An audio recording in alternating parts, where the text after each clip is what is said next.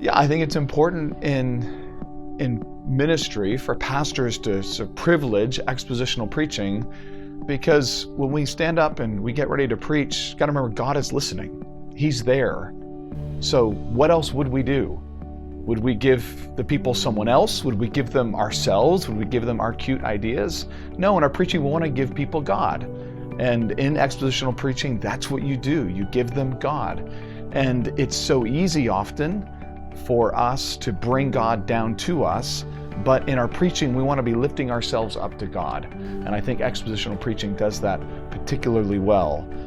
The reality is sheep all over the world, sheep are starving. They're not being fed. They have a book, they probably own themselves, their pastors have books, that book is rich with food, and they don't give them that book. They have cute, pithy anecdotes and stories, fine things, but you string them together and it can give you a temporary sugar rush, but it doesn't feed, it doesn't sustain. It won't carry you through the week in the same way that expositional preaching does. And of course, theologically, God creates his people, he convicts his people, he converts his people, conforms his people. He does all these things through the word theologically. So of course we want the word to have that privileged place in the life of the body. And I think it's David Jackman or someone who used this illustration of the life of a church as a car. And so where's the Bible in the car? Is it in the trunk? Is it in the passenger seat? Well, no, it ought to be in the driver's seat. And if it's in the driver's seat, then Christ is ruling his church. And in expositional preaching, we keep the Bible in the driver's seat.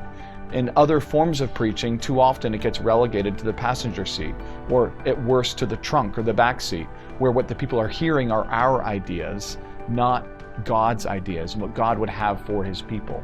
I think particularly in an age where people are so confused about truth in these times, we have to always remind them the Bible is fundamentally a book about God before it's a book about us. And again, that's what expositional preaching does exceptionally well.